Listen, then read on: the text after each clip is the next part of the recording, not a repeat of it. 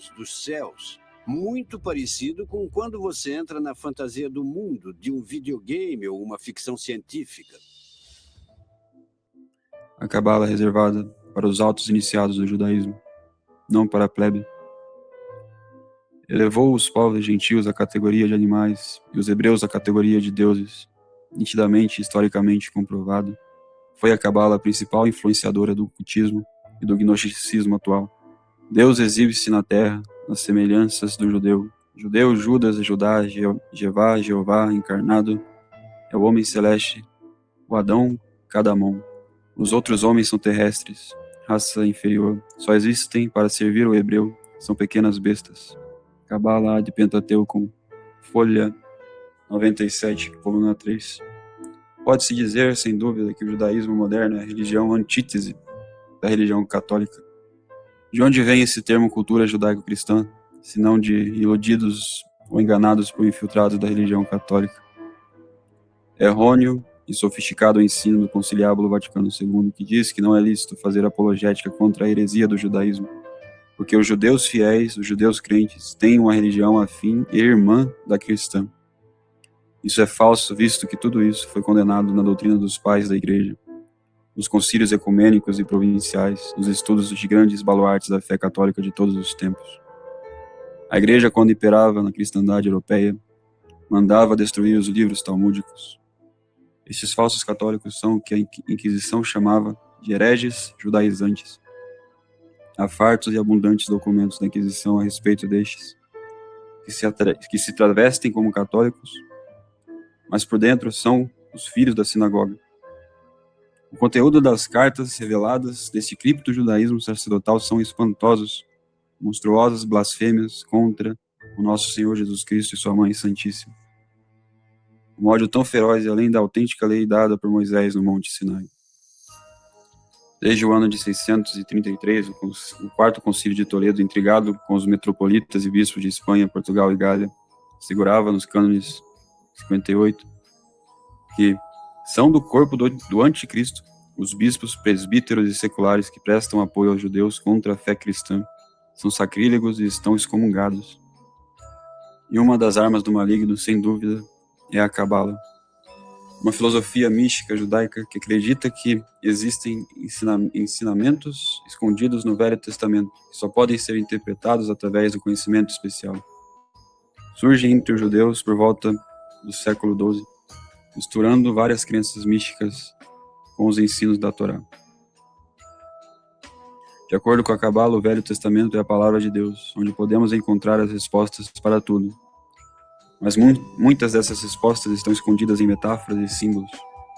Apenas pessoas instruídas conseguem decifrar as mensagens. A Cabala não é judaísmo puro. É uma mistura de judaísmo com ideias esotéricas de outras religiões. Os cabalistas acreditam na reencarnação. Também acreditam que para conhecer mais a Deus é preciso passar por um processo complicado chamado a Árvore da Vida, em que cada patamar leva a um conhecimento mais profundo. Segundo os cabalistas, a verdade está escondida e codificada. Por isso, poucas pessoas conseguem entender. Para descobrir o significado da palavra de Deus, é preciso usar processos complicados e ter um conhecimento especial, à base de todas as heresias gnósticas que está plantado. Na Cabala atribuem um número a cada letra do alfabeto hebraico e faz várias contas para encontrar, entre aspas, ligações especiais entre as palavras do Antigo Testamento. Usando esses métodos, encontram outros significados, todos mais variados possíveis, de acordo com a vontade de cada um, ou com a moda e influências atuais. Enganando os incautos do início, parecendo uma forma interessante de estudar o Antigo Testamento, prometendo desvendar mistérios escondidos, mas na verdade vende mentiras e promove práticas de feitiçaria, além de distorcer os ensinamentos de Deus. A verdade não está escondida. Ela foi claramente revelada em Jesus. Cabala rejeita que Jesus é o Messias. Basicamente, a maçonaria abriu suas portas para recrutar as massas no mundo desde 1995, promovendo abertamente os livros que ensinam a Cabala. Os promotores da nova era são eles todos cabalistas. E a nova era é a evangelização das práticas ocultas e satânicas da elite mundial. que almeja fazer da Cabala um substituto satânico do Evangelho de Jesus Cristo. A Cabala é uma farsa. Em outubro de 1946, o agente soviético Alger Hiss convidou o psiquiatra canadense Brock Chislon a Washington, capital, para lançar as bases para a corrupção das escolas públicas americanas usando educação sexual e treinamento de sensibilidade. Chislon, um unitarista que logo se tornou o primeiro editor da Organização Mundial da Saúde, defendeu a separação da moralidade das crianças da influência dos mais velhos, ao se conformar à moralidade da Cabala. Muitos anos depois, no 4º Congresso Judaico Mundial de 2005, o Dr. Avraham Elkayam, da Universidade de Bar Ilan, disse que a mentalidade cabalista estava sendo disseminada por meio de veículos como os livros e filmes de Harry Potter, Madonna e outras celebridades, porque as Nações Unidas e o Congresso Judaico Mundial querem que a Cabala seja ensinada às massas do Ocidente, porque a Cabala é o sistema de crenças da maçonaria e do judaísmo organizado, duas forças que governam o mundo. É a razão pela qual Deus e os 10 mandamentos foram banidos da vida pública, porque o cristianismo foi destruído e substituído pela relatividade moral. Em sua forma atual, a Cabala foi criada por Isaac Luria em 1534 e 1572. Ele a derivou do Zohar, uma obra de 23 volumes do século XIII de um judeu espanhol chamado Moses de León. Moses foi um prolífico escritor de livros impregnados de filosofia medieval e misticismo oculto. Os seus seguidores diziam que ele sabia encantar com frases brilhantes e marcantes sem expressar nenhum pensamento bem definido. Era um escritor pronto, escreveu várias obras místicas e cabalistas em rápida sucessão. Esses livros eram argumentos contra a atribuição de qualquer atributos morais a Deus ou ao infinito, Ein Sof, como ele chamava. Ele argumentou que a distinção entre bem e mal limita ao infinito de Ein Sof. Além disso, Ein Sof é tão transcendente que Deus não está neste universo e não tem interações diretas nele, mas pode ser conhecido por meio de 10 emanações ou qualidades de energia chamadas de 10 Seifirotes. As Seifirotes são os 10 círculos representados no diagrama da árvore da vida retratado no Zohar e na Cabala. Esses misteriosos elementos medievais continuam a intrigar mentes crédulas e o tornaram um best-seller da Idade Média. A Cabala é amplamente baseada no Zohar. De acordo com a Enciclopédia Judaica, conta-se uma história sobre como, após a morte de Moisés Leon, um homem rico de Ávila, chamado Yosef, ofereceu à viúva, que havia ficado sem meios, uma grande quantia de dinheiro pelo original do qual seu marido havia feito a cópia. Ela então confessou que seu próprio marido era autor da obra. Ela o havia perguntado várias vezes por que havia escolhido acreditar seus próprios ensinamentos a outro, e ele sempre respondia que as doutrinas colocadas na boca de um milagreiro chamado Simeon ben Yohai seria uma rica fonte de lucro. A noção ilusória de uma escola de mistério secreta judaica completada com sistemas de adivinhação e magia que alteram a realidade se estabeleceu praticamente em todo o judaísmo na Europa. No entanto, os estudiosos líderes judeus sefardistas na Espanha descartaram o Zohar como uma farsa cheia de ideias heréticas e perigosas e assim o baniram. Contudo, quando os católicos recuperaram o controle de Espanha dos mouros e expulsaram ou converteram judeus em 1462, o domínio da cultura sefardita sobre judeus diminuiu, reabilitando o ocultismo cabalista. Muitos intelectuais foram para o exílio em Jerusalém, onde Isaac Luria ensinava o Zohar. A proibição do estudo do Zohar foi levantada em 1540, quando o equilíbrio de poder mudou para os rabinos Askenazi. A obra Kabbalah de Luria foi publicada após sua morte, e essa obra substituiu o Hakizra, o Mishneh Torah, como a teologia dominante do judaísmo.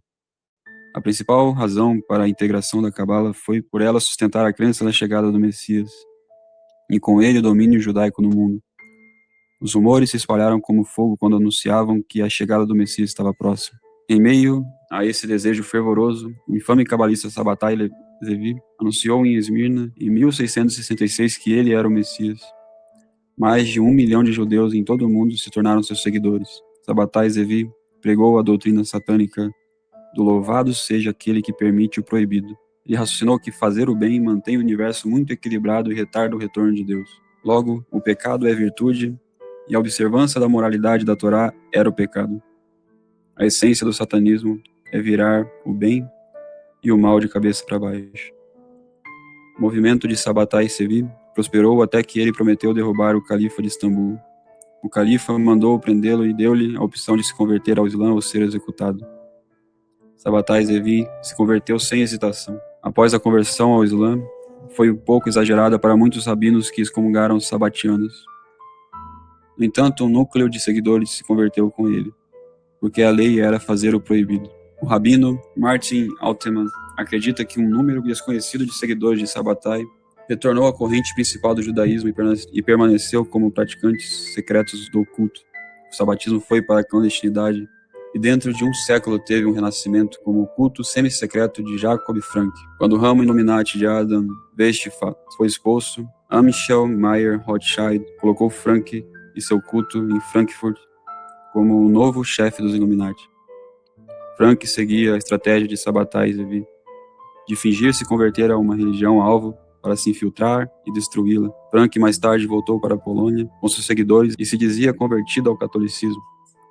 Seu patrocinador havia sido o rei da Polônia, mas dentro de um ano sua infâmia era óbvia e ele foi preso. Os cabalistas dizem que o adepto deve abraçar seu lado sombrio para se tornar um humano totalmente integrado. A cabala é um pré-requisito para todos os praticantes luciferianos. A maçonaria cavalga na cabala. O papa da maçonaria do século XIX, Albert Pike, disse: a religião maçônica deve ser, por todos nós iniciados dos graus mais elevados, mantida na pureza da doutrina luciferiana. Se Lúcifer não fosse Deus, Adonai e seus sacerdotes o caluniariam? Sim, Lúcifer é Deus. Infelizmente, Adonai também é Deus. Pois a lei eterna é que não há luz sem sombra, nem beleza sem feiura, nem branco sem preto.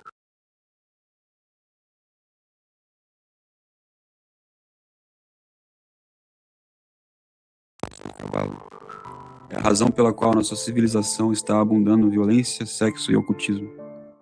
E por que os eventos atuais parecem ter sido roteirizados em Hollywood. É a razão pela qual os líderes políticos e culturais são mentirosos. E por que a sociedade perdeu o rumo. A Igreja Católica verdadeira não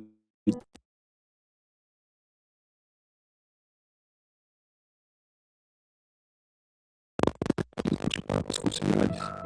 Douglas Groothuis, autor de Desmascarando a Nova Era, escreveu: uma vez que você se divinizou, tornou-se Deus, que é o objetivo da nova era, não há moral absoluta superior. É uma receita para a anarquia ética. A Cabala ensina que nosso Criador se manifesta de todas as maneiras, exceto na pessoa de Jesus Cristo. É a religião que mais odeia ao cristianismo. Nova Era, Kundalini Yoga, Yin e Yang e qualquer outra doutrina oculta que retrata Deus como uma força energética, seja qual for, ou até dualística, tudo isso é fruto da Cabala. A Cabala é baseada em uma série de visões transmitidas a uma pessoa em transe. Afirma ser uma revelação de Deus do Antigo Testamento. As implicações são imensas, segundo os envolvidos na Cabala, e são muitos. O Zohar é essencialmente um comentário sobre o Antigo Testamento, mas foi escrito por pessoas que são claramente espiritualistas.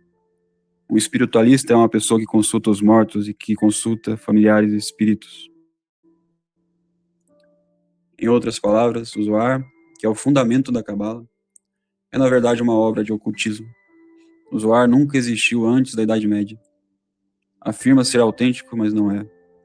Nunca foi encontrada nenhuma cópia deste livro anterior à Idade Média. É um livro falsificado, um livro que foi escrito na Europa medieval para que algumas pessoas se sentissem mais próximas de Deus.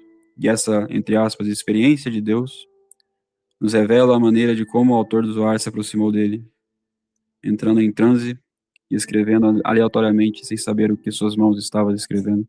Isso é chamado de escrita automatizada. Essa é a verdadeira origem do Zohar e da Cabala. Os autores da Cabala são eles próprios autores ocultos. A Cabala não foi traduzida para o público até o final do século XIX. E quem traduziu? Todos os tradutores eram ocultistas, imersos em adoração demoníaca e livros demoníacos. Eram deles todas as traduções que almejavam a vulgarização.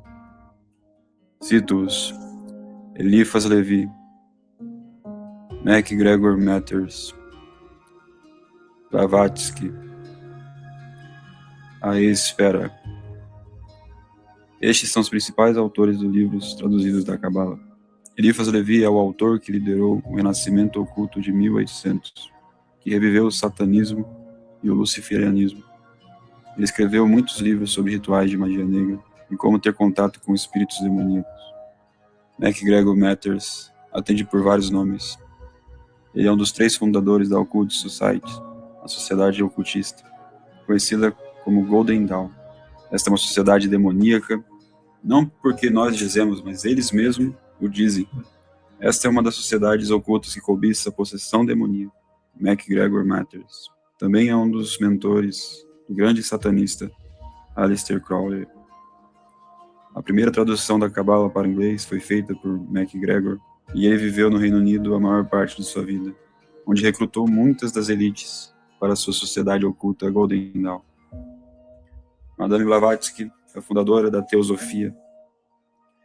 Esta é a visão de que Lúcifer é verdadeiramente o anjo de luz e que é ele quem merece nossa adoração e lealdade. Blavatsky veio de uma família ocultista e já era chamada de médium na adolescência. Ela procurou o mal e a companhia de espíritos demoníacos durante toda a sua vida. Escreveu muitos livros sobre ocultismo e acreditava que os judeus, por meio de livros como a Cabala, haviam roubado livros de magia negra que anteriormente vinham dos caldeus. Blavatsky era totalmente anticristã e satanista. E Waite, um ocultista que desempenhou um grande papel ajudando muitos autores satanistas no início de 1900. Ele esteve envolvido em muitas sociedades ocultas, incluindo a Golden Dawn. Todos esses autores são dedicados à Cabala e outras formas de ocultismo. Todos procuraram deliberadamente se envolver com os espíritos demoníacos. O cabalismo é um sistema de misticismo e magia judaica e é o elemento fundamental da bruxaria moderna. Praticamente todas as grandes bruxas e feiticeiros deste século eram cabalistas.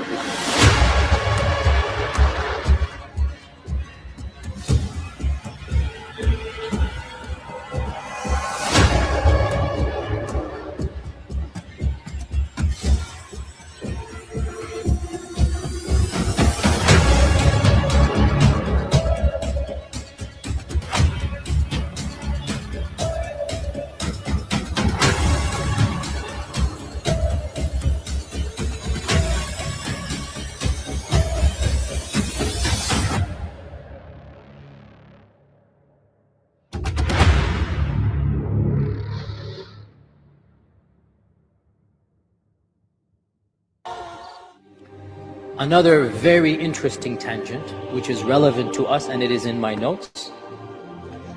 One of the most famous claims of Jewish messianic fame was a person born and raised and died in Muslim lands, spoke Arabic fluently. And he was a member of the Ottoman peoples, meaning a citizen, if you like, even though the concept of citizenship is modern. But and this is the famous rabbi known as Shabtai Tzvi. Shabtai Tzvi. Shabtai Tzvi was born in Ottoman lands in the 16th, 17th century, 16 something. He died in, don't quote me, 17th century. And Shabtai Tzvi was a famous rabbi who began to have a larger and larger following and eventually claimed to be the Messiah. And his followers increased, and he began demanding more and more things. A lot of problems happened. He's a very interesting figure. He intermingled with European kings and with the Sultan Mehmed IV, the famous Ottoman Sultan, until finally his demands became so ludicrous and political, and making a long story short, but he began to be political. And when he began to be political, the Sultan imprisoned him. And eventually his followers clamored and whatnot, so the Sultan decided to execute Shabtai Tzvi. And he called him to his palace and he said, your penalty is death, but I shall forgive you if you convert to Islam. Now, I'm not arguing that was good or bad, I'm just telling you what happened. Whether that was good or not, it's not my business. That's what the Sultan Mehmed IV decided. If you convert to Islam, you are forgiven. Faced between these, Shabtai Tzvi decided to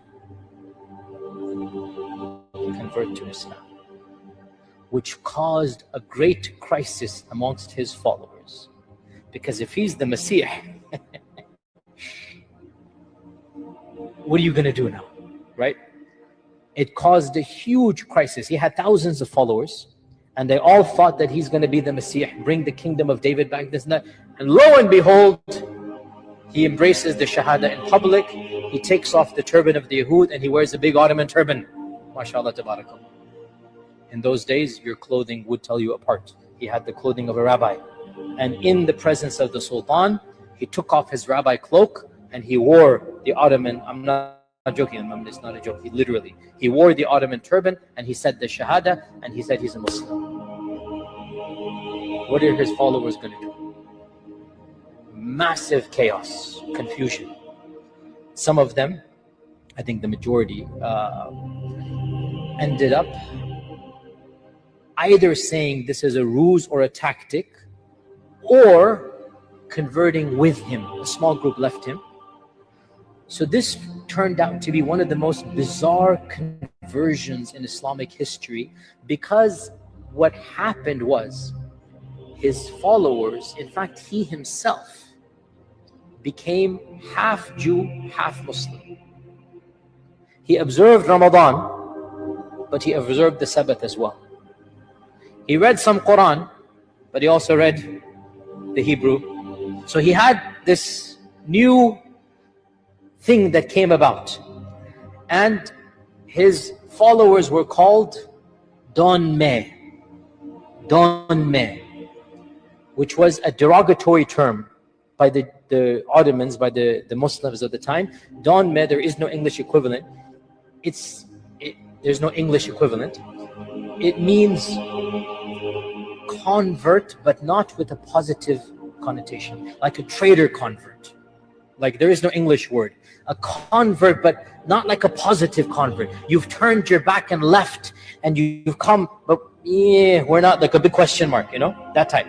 This is the term that who gave them? The Muslims of the time. They weren't happy with this guy and his followers. Too weird. Eventually, the Sultan, of course, by the way, initially was very happy, gave him a massive check here, massive money, you became a Muslim, good. Eventually, it turned out he's still observing Jewish rituals and customs, so he lost all favor. He was exiled. He died in exile.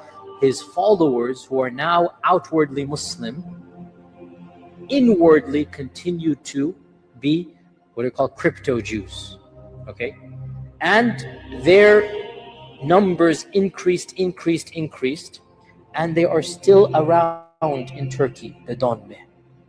They're still around in Turkey. Now, to make the plot worse, to make the soup thick here, there's a lot of conspiracy theories. We Muslims love conspiracy theories.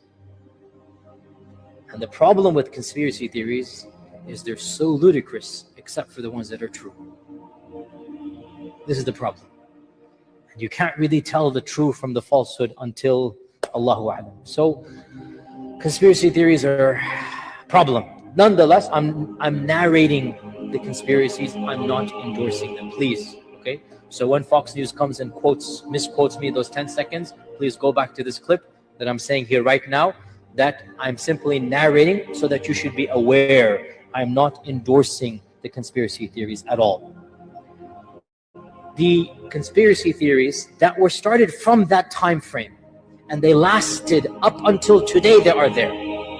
The religious Muslims of the Ottoman lands said these people are zanadiqa. What are Zanadiqa? Crypto Muslims who want to destroy Islam. They're not real, they want to harm Islam. And they hate Islam, but they pretend to be Muslim. And the Donme became rich and powerful in a number of cities, in particular the one city where Shabtai Tzvi died. And at the turn of the century, 100 years ago, and inshallah, in this year, I hope to give you a very academic lecture about the history of 1919, because that is one of the main turning points of our history. 1916 and 1919. In 2016, I gave a talk in my Memphis masjid, 1916 in the shaping of the Muslim world. Now it is 2019, and I want to give a part 2 to that. Inshallah, make dua, Allah gives me time and whatnot. It's just a matter of time and preparing the lecture and slides, but it's 1919, you need to know this date.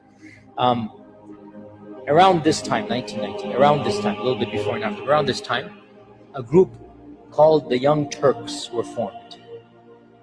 And the Young Turks were a very, very secular, anti-religious groups of Turks who were keen on abolishing the Khilafah and bringing about a Turkey that was secular in nature.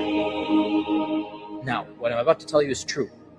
Many of the leaders of this movement were from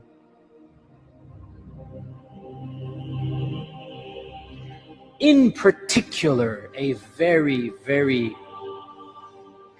dashing yet cruel, intellectual yet heartless man later called Mustafa Kemal, later called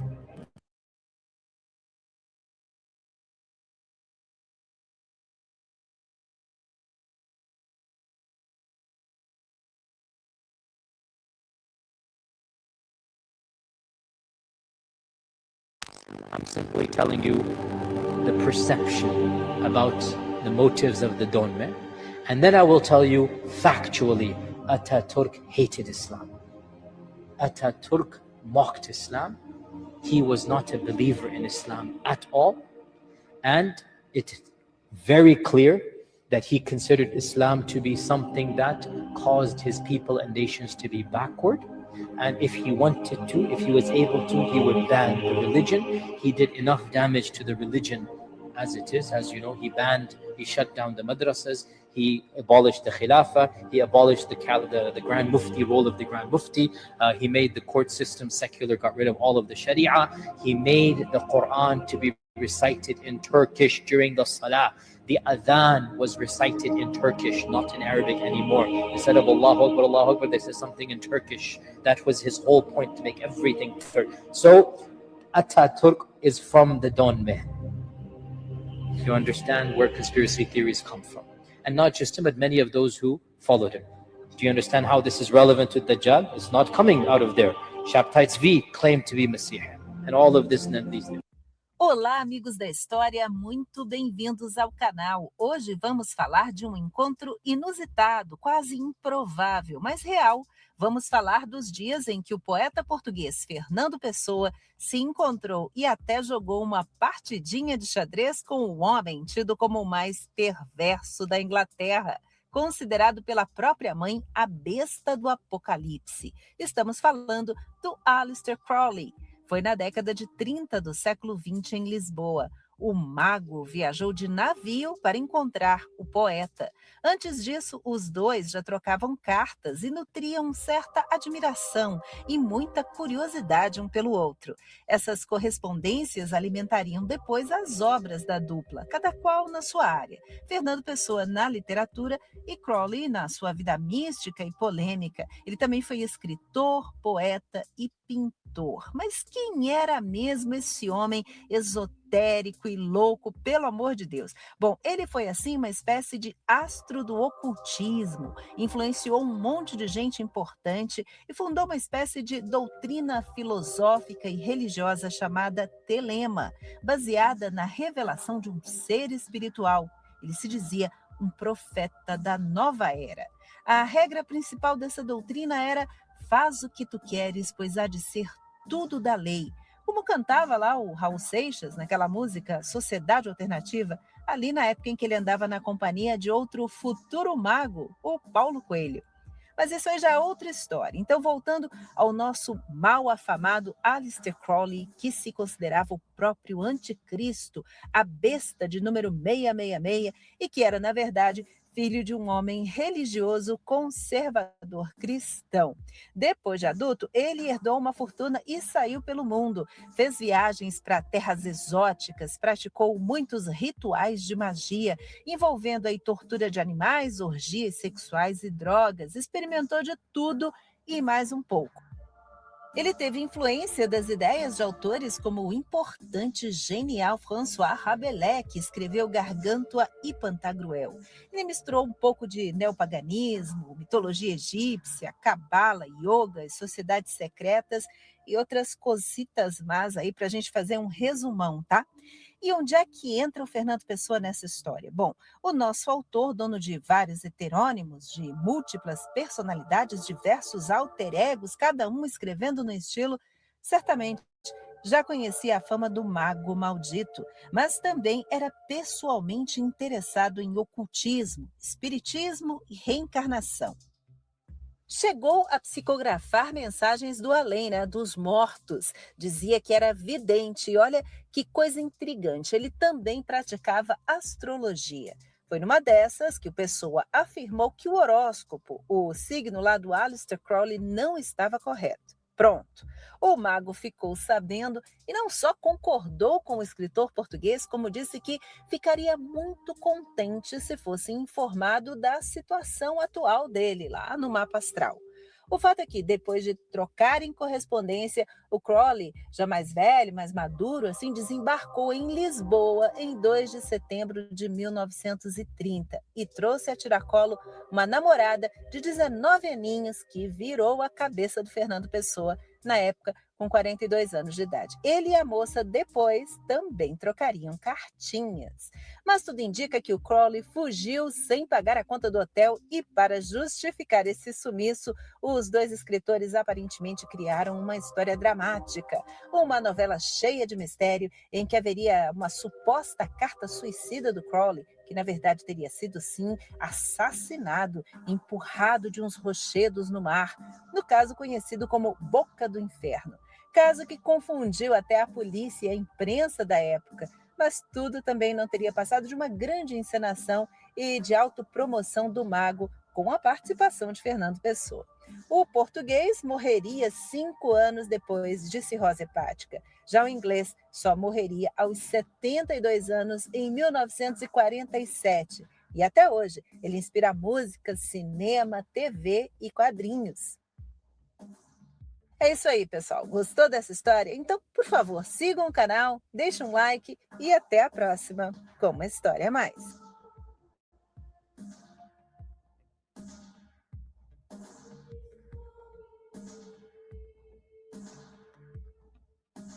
Aleister Crowley, que era um satanista famoso na primeira metade do século XX, que se auto-intitulava a Besta do Apocalipse. Aqui o Crowley, né? O Crowley aqui numa representação sexual, porque a cabeça... O seu rock internacional também não foi só o Raul Seixas.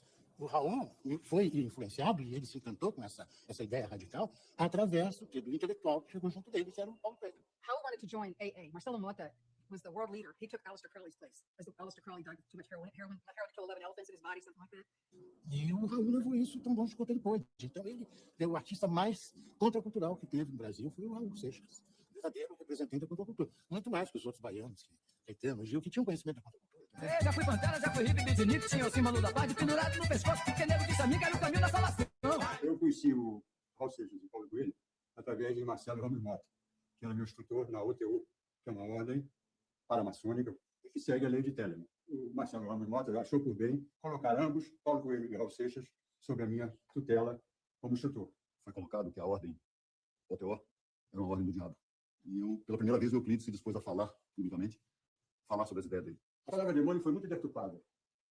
Demônios, em grego, quer dizer guardião. O próprio Sócrates falava do demônio dele, que era o seu anjo guardião. Deixa eu colocar para falar disso. O Raul Seixas tem uma música, né, chamada Rock do Diabo, junto com o Paulo Coelho. Ele tem uma música chamada O Rock do Diabo. em que ele diz o seguinte: olha que coisa interessante. Existem 2 diabos, só que um parou na pista. Um deles é o do toque, o outro é aquele do exorcista. Lúcifer é aquele que traz a luz. É o mesmo mito de Prometeu, que roubou o fogo dos céus e entregou aos homens. Confundir este mito da iluminação do ser humano com o diabo da igreja, né, esse de chifrinho, essa coisa ridícula, né, é um crime contra o conhecimento. Quando ele me apareceu com ele lá em casa em Salvador, com uma capa preta, falando coisas de demonismo, né? Um lado meio assim. E o Raul, era curioso, porque o Raul estava empolgado com aquilo, mas ao mesmo tempo me via assim meio cético e meio irônico e entrava um pouquinho na minha ironia. Todo lugar que a gente estava tinha uma figurinha que surgia todo final do dia. Era um molequinho, era uma figurinha magrinha, pequenininha, uma sombra que corria pelas paredes e Raul olhava para mim, olhava para ele, a gente já sabia que a sombra estava lá. A gente via. As instruções eu mandava mais para o Paulo Coelho e Paulo Coelho passava para o Raul Seixas. Claro que eu participei de tudo isso, né, desse período negro na minha vida, onde Crowley era o... Enfim, eu sempre fui um cara de extremos, continuo sendo, não tão visível, mas continuo sendo. Então não bastava a magia convencional, tinha que ser a magia radical, a magia de extrema, enfim, fora de qualquer ética. E, enfim, terminei pagando preço, todos terminaram pagando preço, todos que estavam envolvidos, né, nessa história. E eu disse, chega, parei. Ele se desligou de uma certa maneira, mas o juramento dele ainda está comigo e nunca pediu para desfazer. Precisa ser feito, até ganhou uma carta solicitando o desligamento. Eu nunca fiz isso. Para mim, não. Muito bem. Muito bem. Tá ótimo. Aquele cara que, em uma época, foi meu mentor. Eu não sabia que era considerado ainda, não. Enfim, por abandono não serve, não? Inclusive, ele era muito disciplinado. Ele sempre foi muito disciplinado. O Raul Seixas não era tanto. A sociedade alternativa está dentro de você. Não existe uma entidade chamada sociedade alternativa. Nem existia naquela época. Só tinha 4 membros. Eu, Raul, a mulher dele era uma mulher. A missão da sociedade alternativa seria a divulgação da lei de Telemann através das músicas do Raul Seixas. A lei do Cristo! Essa é uma lei alegria do mundo! Faz o que eu quero! Isso é tudo da lei! Sociedade alternativa que era em plena ditadura, anos médios, era uma loucura. O cara dizia assim, faz o que tu queres, que há de ser tudo da lei. Era subversão total. O povo cantava de punhos cerrados. Faz o que tu queres, há de ser tudo da lei. Não quer dizer, faz o que quiseres. Não foi assim? Não foi livre de vontade, não. Convidado a sair porque tinha um negócio da sociedade alternativa. Sim. Sociedade alternativa foi eu pertencia à sociedade esotérica na época, em 74, que me deu um terreno em Minas Gerais. Eu construí uma cidade chamada Cidade das Estrelas, onde o advogado era o não advogado, o policial era o não policial. Os conceitos e valores trocados, né? Tentar fazer uma comunidade uma nova organização. É, uma organização nova. Aí o pessoal teve um só dá um pulinho lá fora, tá fogo, guri. Isso era 74. 74, o negócio era gás, né? Eu acho que era o começo, né? Uhum. Mas aí você conheceu o João Leno em Nova York. Passei 3 dias com ele. A gente já se comunicava. Mas aí você se comunicava por causa dessa sociedade? Ele também tem Newtopian. Ele tinha uma coisa chamada Newtopian. Nova Utopia. Então a gente, eu, Paulo Coelho, que era meu ex-parceiro, que agora trabalha com Deusinha Brizola e editou meu livro, inclusive. Daqui a pouco a gente fala lá também. E depois teve uma fofoca, eu não sei se isso é verdade. Eu disse que certos membros dessas sociedades ocultas a qual você se ligou te acusaram de ter revelado segredos que não podiam ser revelados. Isso é verdade? Foi em Nova York, foi. Que segredos que eram esses que não podiam ser revelados? Agora que já estão revelados, porque é fácil que tu queres fazer tudo da lei? Não. Do what I will, sob the whole of the law. Aleister Crowley. Não, eu fiz eu rasguei um papel lá sagrado, eu rasguei e foi isso. Não foi, eu não revelei segredo, não. There are 2 ways to talk about occultism in the Catholic Church. You could ramble about conspiracy theories, or you could talk about what's actually there. This book does the latter. The Magic of Catholicism. Real magic for devout Catholics. Learn how Catholicism is an initiatory magical system. Learn how magic pervades every aspect of Catholic theology.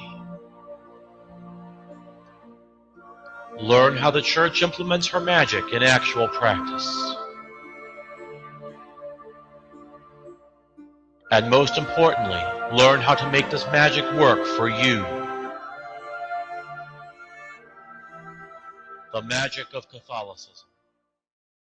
Embora a Cabala tenha surgido dentro do judaísmo e tenha afetado profundamente o pensamento judaico e a observância religiosa, sua influência se estende muito além. Pico della Mirandola, mergulhou nas traduções latinas da Cabala, acreditando ser a revelação divina original.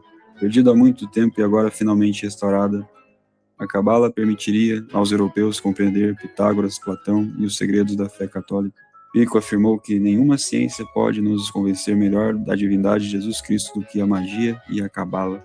As controvérsias e sincréticas 900 teses basearam-se fortemente na Cabala e lançaram as bases para a literatura cabalista cristã. O seguidor de Pico, Johannes Weschling, produziu o primeiro trabalho sistemático da Cabala cristã. Isso está em The Essential Kabbalah, The Heart of Jewish Mysticism. 2 séculos antes, os cabalistas não se saíram tão bem. O cabalista em êxtase, Abraham Abulafia, se viu como desempenhando um papel messiânico. E depois disso, foi tentar se encontrar com o Papa Nicolau III no verão de 1280, querendo discutir questões teológicas e políticas. O Papa o condenou à fogueira, mas antes da sentença pudesse ser executada, o próprio Papa morreu. Depois de um mês da prisão, Abulafia foi libertado. No entanto, em 1493, as obras de Pico della Mirandola, o famoso aluno de Marsilio Ficino, fundador da Neoplatônica Academia de Florença, cativaram o Papa Sisto IV. Ele foi quem chegou mais perto de obter sucesso na tentativa de transformar a Cabala em uma filosofia cristã, embora seu aluno, o Imaz Dast, considerasse a tradição judaica como um cavalo de Troia introduzido na igreja. Mas os hermetistas e cabalistas do Renascimento sempre mantiveram sua aparente ortodoxia. Os maçons e cabalistas mudaram suas táticas sediciosas de se infiltrar na igreja para provocar outro renascimento da religião, como previsto por J. Gary em seu relatório bimilenar. Devemos recuperar a simples ideia de que a centelha da eternidade foi colocada dentro de cada ser humano. Devemos atiçar esta chama, esta pequena centelha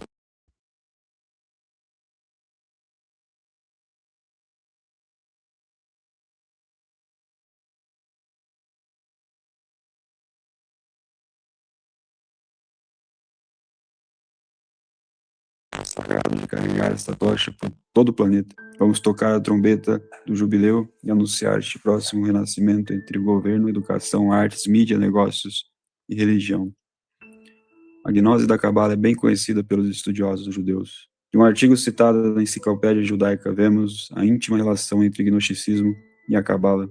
A Enciclopédia Judaica cita a opinião de que a doutrina central do gnosticismo, um movimento intimamente ligado ao misticismo judaico, nada mais era do que a tentativa de libertar a alma e uni-la a Deus. Mas como isso aparentemente seria efetuado através do emprego de mistérios, encantamentos, nomes de anjos, etc., será visto quão amplamente até esta fase do gnosticismo difere do cristianismo e se identifica com a cabala mágica dos judeus. O homem geralmente reconhecido como o fundador do gnosticismo, um judeu comumente conhecido como Simon Magus, não era apenas um místico cabalista, mas confessadamente um mago.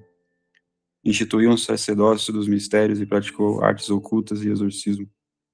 M. Matter afirma em Story the Gnosticism que os estudiosos judeus entendem perfeitamente que as tradições orais secretas da Cabala eram anteriores a qualquer gnosticismo cristão. A Cabala é anterior à gnose, opinião que os escritores cristãos poucos compreendem, mas que os eruditos do judaísmo professam com legítima certeza. Fecha aspas.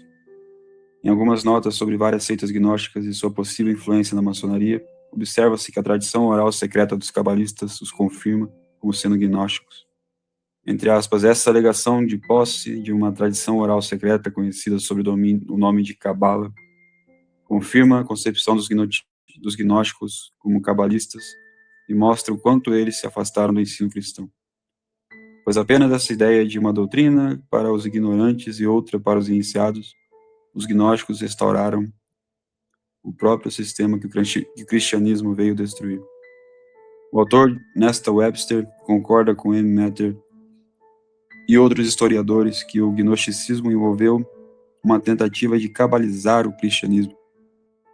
M. Matter está, portanto, certo ao dizer que o gnosticismo não foi uma deserção do cristianismo, mas uma combinação de sistemas dos quais alguns elementos cristãos foram introduzidos. O resultado do gnosticismo não foi, portanto, cristianizar a Cabala, mas cabalizar o cristianismo, misturando seu ensinamento puro e simples com teosofia e até magia. Em Os Livros Sagrados dos Judeus, Harry Gersh certifica as primeiras origens do misticismo judaico. Apesar das muitas advertências de Deus, os judeus incorporaram o paganismo em suas tradições. Dizem eles, apesar das implicações sobre a feitiçaria contida na lei de Moisés, os judeus, desconsiderando essas advertências, pegaram o contágio e misturaram a sagrada tradição que haviam herdado com ideias mágicas em partes emprestadas de outras raças e em parte de sua própria invenção. E ao mesmo tempo, o lado especulativo da cabala judaica emprestado da filosofia dos magos persas, dos neoplatônicos e dos neopitagóricos. Há então alguma justificativa para a afirmação anticabalista de que o que sabemos hoje como cabala não é de origem puramente judaica. E Harry Gersh mostra a migração dos cabalistas do Oriente Médio pela Europa. Da Babilônia e da Palestina, o misticismo judaico se mudou para as comunidades judaicas da Europa e floresceu lá. Cada comunidade produziu sua própria literatura mística, crença mística e práticas místicas. Havia cabalas espanholas, francesas, italianas, alemãs distintas. Algumas eram principalmente práticos, lidando com magia. Outros eram principalmente especulativos, enfatizando explicações filosóficas. Muitos combinavam a cabala prática e especulativa em partes iguais. Fecha aspas.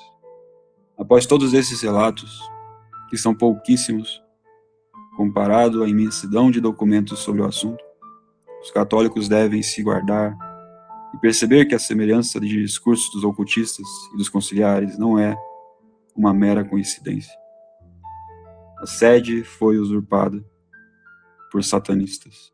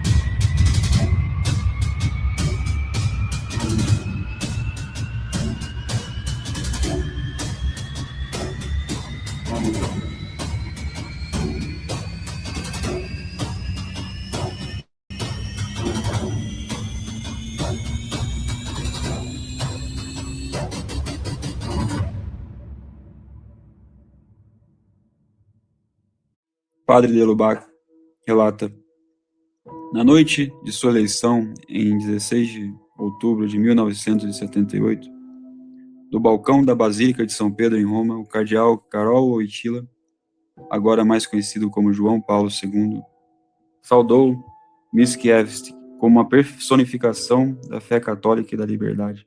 E nessa mesma noite, muito longe da Cracóvia, um lugar que o poeta exilado nunca pôde ver, as procissões em comemoração à eleição papal e honra dos heróis da história polonesa significam que de Adam Mickiewicz a Karol Wojtyła havia continuidade em uma certa ideia, ou esperança, que finalmente parecia estar do lado certo da história. Lacroix, 27 de outubro de 1978. Estudemos agora sobre a origem dos franquistas, o movimento gnóstico judeu, seguidor dos ensinos de Sabbatai e Sevi. Surgiu nos séculos XVI e XIX, e como um grande bastião existe Mickiewicz. Segundo a Enciclopédia Judaica, é explícita. Em seu drama intitulado Desnaide, em 1832, Mickiewicz traçava um retrato do futuro salvador da Polônia, personagem cuja interpretação se assemelhava ao próprio autor. Segundo a visão de um dos personagens, esse salvador seria filho de estrangeira, seu sangue seria o de heróis antigos, e o seu nome seria 44. A mãe de Mickiewicz, descendente de uma família franquista convertida, era uma estranha, e seu nome Adam, se omitirmos o não pronunciamento A, tem o valor número 44. Essas noções cabalistas foram extraídas dos escritos do místico francês Louis Claude de Saint-Martin. A mesma enciclopédia, mas sobre o título Frank, acrescenta: o próprio poeta testemunha claramente essa afiliação franquista. Do lado de sua mãe, as origens franquistas de Mickiewicz eram bem conhecidas na comunidade judaica de Varsóvia já em 1838. Os pais da esposa do poeta, Celine Ismanowska, com quem casou em 1834, também vieram de famílias franquistas. A mãe e a esposa de Mickiewicz, portanto, vieram de famílias franquistas judias. Mickiewicz defendeu a ideia franquista de que a verdadeira religião, a de Cristo, é ocultada pelo catolicismo e pela Igreja. E, de acordo com ele, não estamos tratando de reformas, inovações ou revoluções religiosas, mas esperamos uma nova manifestação do espírito cristão. A borboleta que, ao nascer do sol da primavera, se eleva sobre o céu, não é uma crisálida reformada, passada ou inovada. É sempre o mesmo ser, mas elevado a uma segunda potência de vida. É uma crisálida transfigurada. O espírito cristão está prestes a sair da Igreja Católica, mas o clero oficial não tem luz e calor suficientes para o chorar.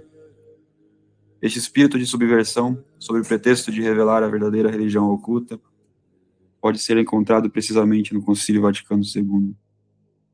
João Paulo II afirmou explicitamente essa ideia quando declarou: o Vaticano II viu nascer uma nova figura da Igreja que permaneceu escondida na Igreja pré-conciliar por 2 milênios. A concepção de que a religião é meramente a aparência externa da verdadeira religião, um exterior que deve ser destruído para revelar a verdadeira religião, é puramente cabalista e franquista.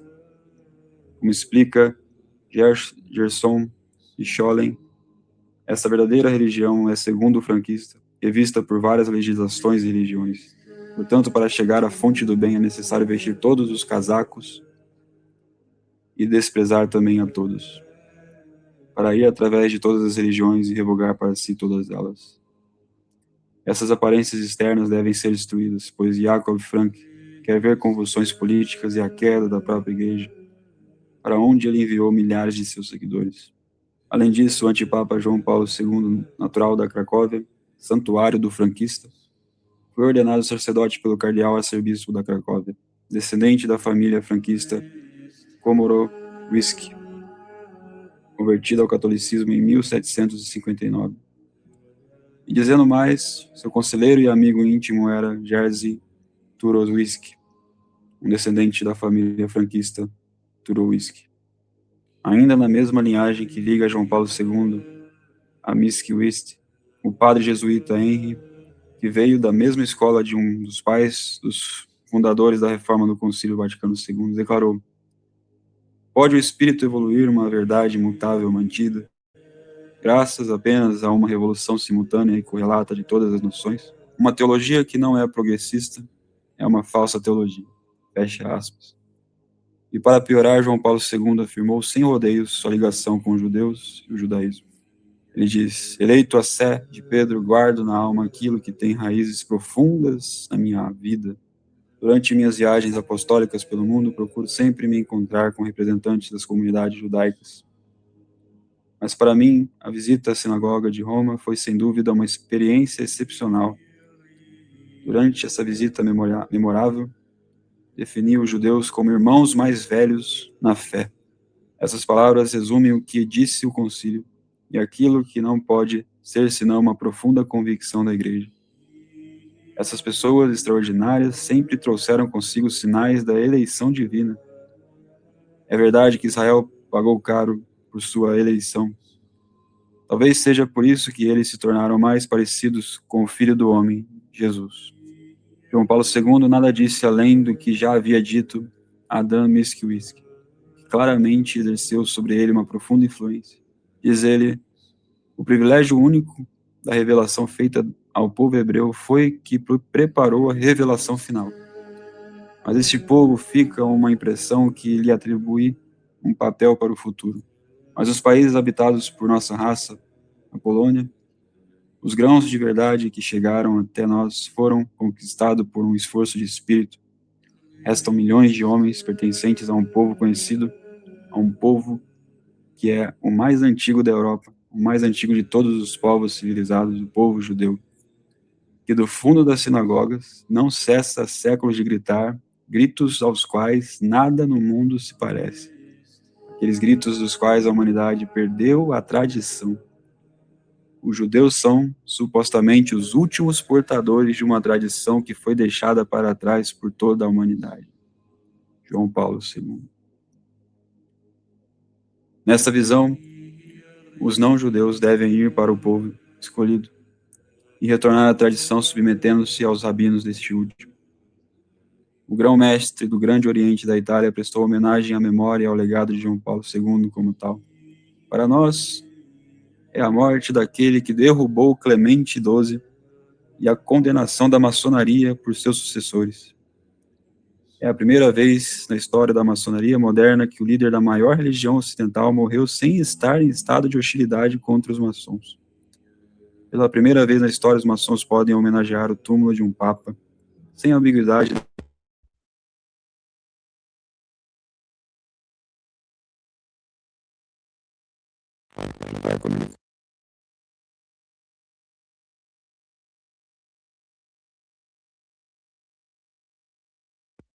O único pensador, um Deus de renome, que não tenha conseguido expressar sua opinião às autoridades romanas. Em 8 de novembro de 1963, um comunicado do Secretariado para a Unidade dos Cristãos anunciou que o capítulo 4 da Unitatis Integratio, um texto sobre ecumenismo, seria dedicado à atitude dos católicos em relação aos judeus. Mas apenas 10 dias depois soube-se, ao que parece, que Abinai Birrit escreveu e entregou um texto sobre este assunto ao Secretariado para a Unidade dos Cristãos. Um despacho da AFP de Washington, datado de 17 de novembro de 1963, cita o Dr. Label Katz dizendo: a organização judaica manifestou o desejo de estreitar relações com a Igreja Católica e apresentou ao Concílio Ecumênico uma declaração afirmando a responsabilidade de toda a humanidade pela morte de Cristo,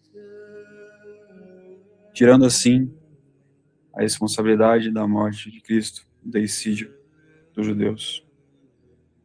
O texto foi criticado pelos bispos dos países árabes, que temiam que os muçulmanos ficassem insatisfeitos com este avanço feito aos judeus, e que as minorias cristãs nos países muçulmanos sofressem com isso. Era, portanto, necessário compensar a passagem sobre o judaísmo escrevendo uma passagem sobre o islamismo. Em seguida, as propostas sobre o budismo e o hinduísmo. Em sua obra Atlas do Mundialismo, Pierre Hillard chama a atenção para uma edição especial da revista americana Look, datada de 25 de janeiro de 1966, cujo título não deixa espaço para ambiguidades. Como os judeus mudaram o pensamento católico. Fecha aspas. O arquivo em questão traz informações do trabalho coletivo sobre ativismo pró-judaico do cardeal Beia, Vaticano II, a Igreja na Encruzilhada, bem como o judaísmo de seus associados John Osh Herscher, Padre Augusto Baum, Pierre Hillard. Pierre cita também uma passagem de Gerhard Hegner, que fornece detalhes cruciais sobre Westerrecher. John Westerreicher, do Instituto de Estudos Judaicos Cristãos da Seton Hall University, nos Estados Unidos, era um padre católico de origem judaica nascido na Tchecoslováquia. Foi alegado que em sua terra natal, a Eslováquia, ele havia feito parte da organização juvenil judaica, a Shomer Hatzair, próximo à extrema esquerda. Não sei como ele foi levado a mudar de religião. Durante anos publicou uma revista anual, The Bridge, sobre a qual tínhamos muitas reservas. Sempre sentíamos que a tendência de conversão não estava ausente. Durante o concílio, o bispo Westerreicher foi conselheiro do cardeal Kogring de Viena. O segundo membro da comissão também era de origem judaica, Gregory Baum, um agostiniano por quem sempre tive grande estima. Baum era 12 anos mais novo do que eu. Ele entrou na escola quando eu o deixei. Ele veio de uma família judia completamente assimilada. Seus pais eram divorciados e em sua família a religião não desempenhava mais papel. Pierre acrescenta: depois de muitas reviravoltas, os dois partidos votaram em 14 e 15 de outubro de 1965 a favor da elaboração de um texto intitulado Nostra Aetate, do nosso tempo. Os pontos essenciais destes textos, que voluntariamente misturaram e confundem o judaísmo talmúdico da nova sinagoga, construída em oposição ao cristianismo, com o autêntico judaísmo mosaico anterior à chegada do Messias. Todos reconhecem que não devemos esquecer a revelação do Antigo Testamento pelos judeus. Por causa da tão grande herança espiritual comum a cristãos e judeus, o concílio deseja encorajar e recomendar entre eles o reconhecimento e estima recíprocos.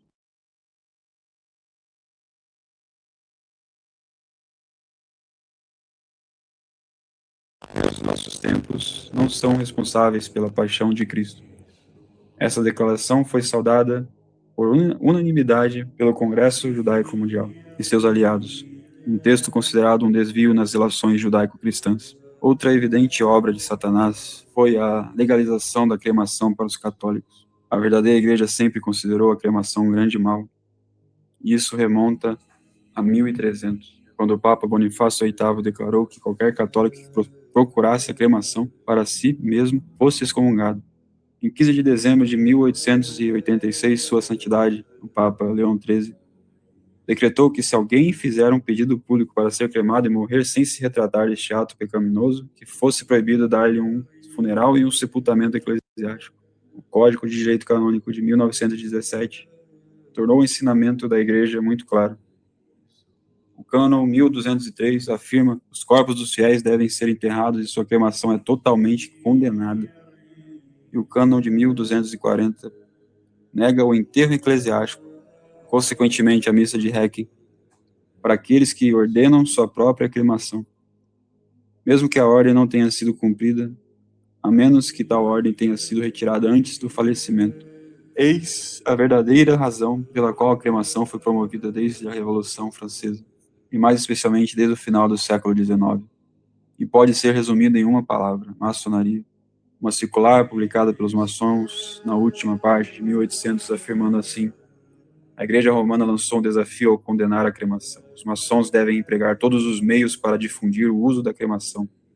A Igreja, ao proibir a queima de cadáveres, procura manter seus direitos sobre os vivos e os mortos, sobre as consciências e os corpos, e procura conservar nas massas do povo as velhas crenças, hoje dissipadas pela luz da ciência, estendendo-se até a alma espiritual e a vida futura.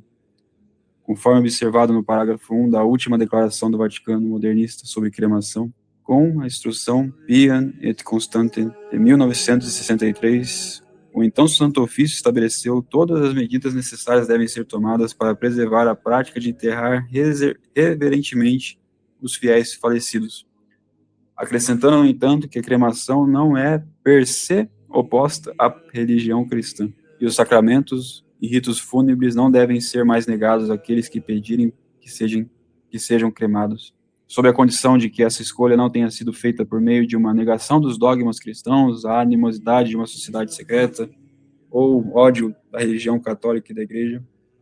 Mais tarde, essa mudança na disciplina eclesiástica foi incorporada ao Código de Direito Canônico Modernista e também ao Código de Direito Canônico das Igrejas Orientais de 1990. De fato, um dos primeiros atos de Montini foi levantar a proibição absoluta da cremação. E Wojtyła consagrou de vez esta prática maçônica em seu código de 1983. O cânon 1176 declara: a Igreja recomenda sinceramente que o piedoso costume de enterrar os corpos dos falecidos sejam observados. No entanto, a Igreja não proíbe a cremação, a menos que tenha sido escolhida por razões contrárias à doutrina cristã. E nem as mulheres foram preservadas. A abolição do cânon 1261, que exigia que todas as mulheres estivessem com véu e também se vestissem modestamente. São Paulo declarava: toda mulher que ora ou profetiza com a cabeça descoberta, desgraça sua cabeça, pois é para todos como se estivesse raspada. Um verdadeiro costume imemorial, porque a data exata em que se tornou obrigatório para as mulheres na igreja está para além da memória de qualquer um. Como São Paulo declarava que esse ensino não era dele, o costume poderia ter sido mesmo dado e confirmado pelo nosso Senhor Jesus Cristo. São João Crisóstomo, Santo Ambrósio, Santo Agostinho, Santo Tomás de Aquino são todos notáveis pelos seus ensinamentos elaborados deste costume. Em 1743, o Papa São Zacarias I realizou um sínodo em Roma, cujo cânon 3 reprisa o ensinamento de São Paulo. Uma mulher orando na igreja sem a cabeça coberta desonra a sua cabeça, segundo a palavra do apóstolo. Graciniano, o monge canonista, e muitas vezes chamado de pai do direito canônico, referenciando os textos acima em sua coleção, confirma os textos acima em sua coleção canônica. Além de tudo isso, Wojtyła ensina uma heresia satânica. Nós já tivemos a oportunidade de lembrar anteriormente que esta versão, ela esmagará a cabeça, não corresponde ao texto hebraico, em que não é a mulher, mas antes seu descendente, que deve esmagar a cabeça da serpente. Este texto, portanto, atribuiu-se não a Maria, mas a seu filho, a vitória a Satanás. Observatório Romano, 30 de maio de 1996. Porém, o Papa Pio IX definiu ex cátedra o dogma da Imaculada Conceição, dizendo: Deus havia predito e anunciado isso quando disse à serpente: porém, inimizade entre ti e a mulher. E, sem dúvida alguma, ela esmagou a cabeça venenosa daquela mesma serpente. E por isso os padres da Igreja afirmaram que a própria Santíssima Virgem Maria estava, pela graça de Deus, isenta de toda a mancha imaculada, esmagou a cabeça da cruel serpente e trouxe a salvação ao mundo. Se alguém tiver a presunção de pensar algo contrário à nossa definição da Imaculada Conceição, que aprenda e saiba que, condenado pelo seu próprio julgamento, terá se desviado da fé e cessado de estar na unidade da Igreja, e que, além disso, incorre, por este mesmo fato, nas penalidades de direito. Se ele ousa exprimir o que pensa de viva voz ou por escrito ou de qualquer outra forma que seja excomungado. Inefables Deus, 8 de dezembro de 1854. Porém, o ápice do satanismo do Novo Zordo se deu com a prática de dar comunhão aos não católicos e hereges. Comete-se a profanação da Eucaristia, maior de todos os pecados. Condena-se a si mesmo e ao próximo, e clama aos céus por vingança. No que diz respeito às coisas sagradas, há diversos graus correspondentes a essas diferenças. No grau supremo estão os sacramentos, que santificam os homens, dos quais o principal é a Eucaristia, já que nela está o próprio Cristo. Por este motivo, o sacrilégio contra a Eucaristia é o mais grave de todos. Depois dos sacramentos, vem dos vasos sagrados, que se usam na administração dos mesmos, as imagens dos santos e as relíquias nas quais se honram os próprios santos.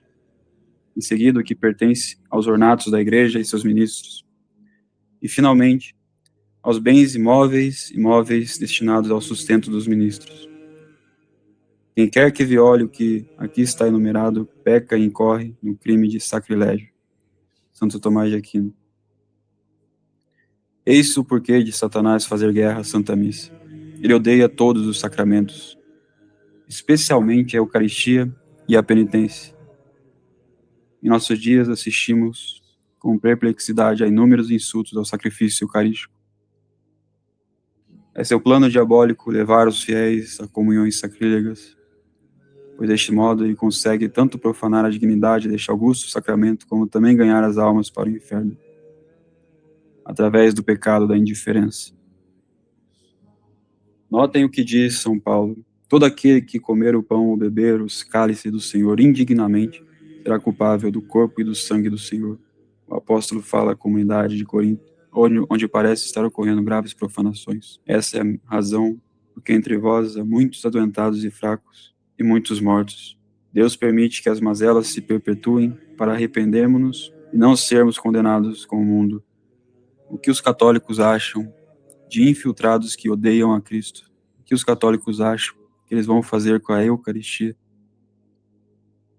A Missa Negra é uma cerimônia tipicamente celebrada por vários grupos satânicos. Ela existe há séculos em diferentes formas e se baseia com fins pervertidos em uma missa católica.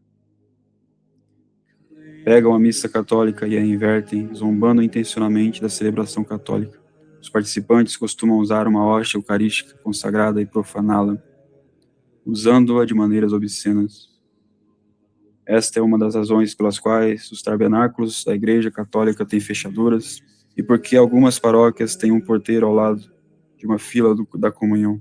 Ambos os costumes visavam proteger a Eucaristia de ser usada em uma missa negra. Uma missa negra geralmente inclui vestes sacerdotais, a recitação de orações em latim, alterando o latim para se concentrar em Satanás em vez de Deus. Outros rituais incluídos em uma missa negra são de natureza sexual e incluem vários atos sexuais perversos.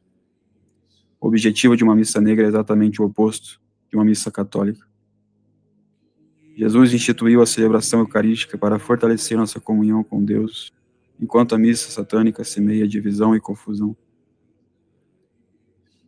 Desde sua queda do céu, Satanás tem influenciado os humanos de maneira terrível e tenta por todos os meios e todas as formas nos separar de Deus e da vida eterna. A missa negra é uma das formas definitivas que Satanás arquitetou para criar em um indivíduo o mais grave e particular ódio a Deus, convencendo-o a profanar uma hóstia consagrada que se encontra a presença real de nosso Senhor Jesus Cristo. Uma tristeza imensa e uma fúria santa deveriam despertar o coração de qualquer. Como pode alguém que se diz escravo da Virgem, soldado de Cristo, católico apostólico romano, ficar inerte e indiferente diante de tantas manifestações de obras maléficas e de frutos malignos, diante de tanto aviltamento e profanação da nossa fé?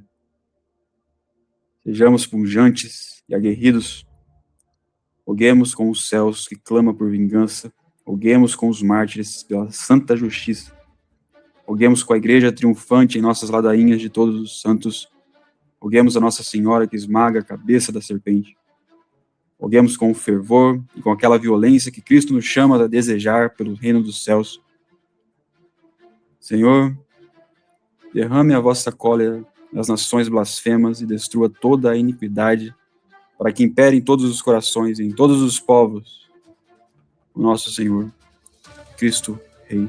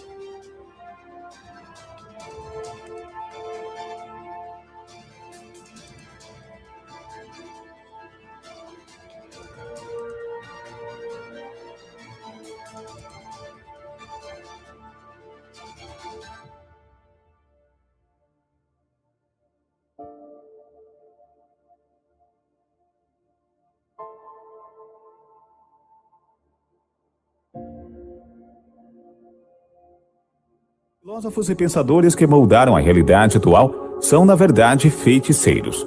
A magia secreta está escondida por um jogo de espelhos. Política, ciência, religião, economia são apenas mecanismos que canalizam uma feitiçaria antiga. Já dissemos que tudo, em última instância, deságua no mundo espiritual. As profecias bíblicas se cumprem enquanto a religião está adormecida. Ele supervisionará a reconstrução do terceiro templo, que ele restaurará o Sinédrio e reunirá a casa de Israel. Emirados Árabes Unidos e Arábia Saudita já se aliaram aos judeus contra o Irã, o único obstáculo para que Israel forme um bloco poderoso e complexo na região. O retorno de Netanyahu à liderança tem fornecido indícios de que ele possa entregar a chave do poder ao Messias judeu. Para Bento XVI, o povo judeu não pode ser culpado pela crucificação e morte de Cristo.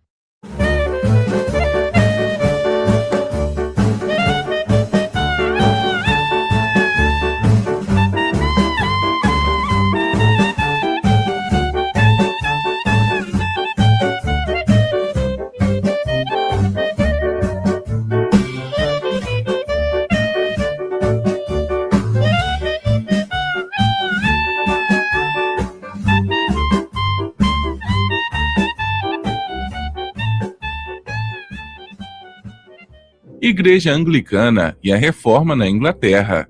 Forrado de intrigas, traições e controvérsias, o reinado de Henrique VIII foi emblemático, mudando o rumo da Inglaterra e até mesmo influenciando diversos países pelo mundo. Iniciada por Henrique VIII, a Igreja Anglicana foi o resultado da Reforma Protestante na Inglaterra. A reforma religiosa foi um processo de oposição à Igreja Católica que ocorreu em diversas regiões do continente europeu. Geralmente, estudamos 3 principais casos de reforma religiosa no século XVI: a luterana, a calvinista e a inglesa. Diferentemente das demais, a reforma religiosa na Inglaterra ocorreu a partir da iniciativa de um rei, e não de teólogos críticos às doutrinas e práticas do clero católico. O motivo que levou o soberano inglês Henrique VIII a se desligar da Igreja de Roma foi a não aceitação de seu pedido de divórcio enviado ao Papa Clemente VI. Henrique VIII era casado com Catarina de Aragão, nobre de origem espanhola.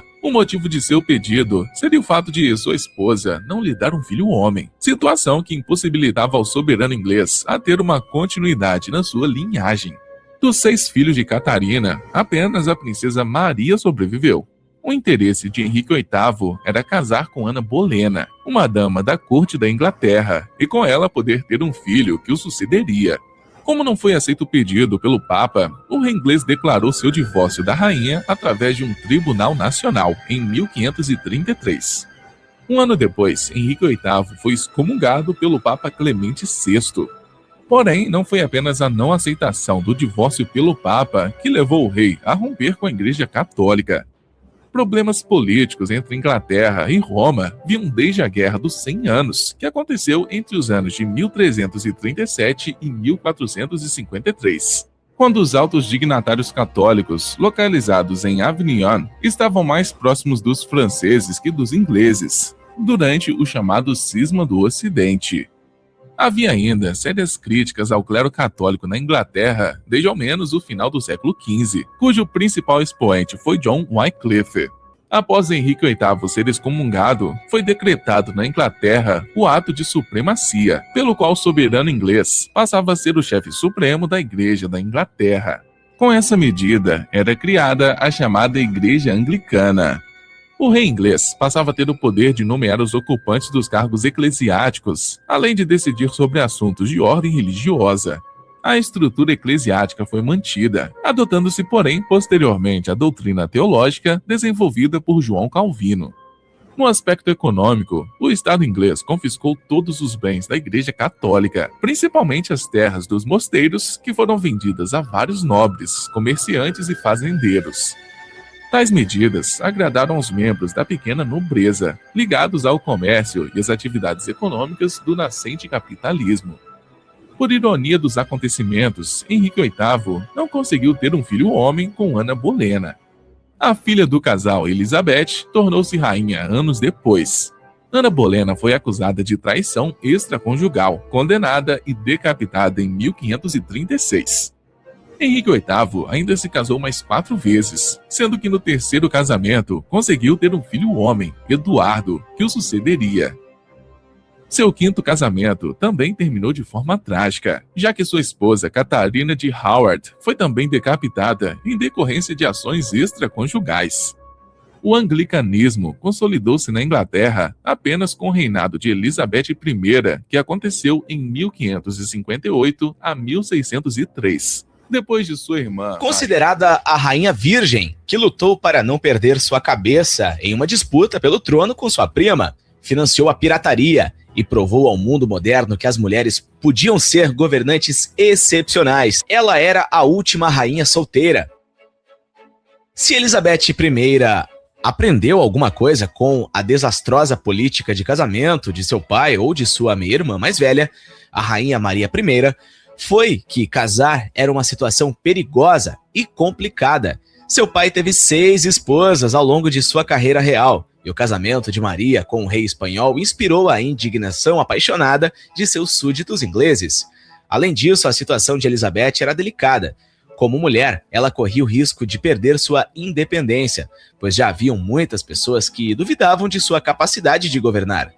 Embora ela passasse um tempo considerável se preocupando com potenciais pretendentes e a pressão para gerar herdeiros, Elizabeth acabou sendo escalada como uma rainha virgem e disse a famosa frase: "Eu terei aqui apenas uma amante e nenhum mestre."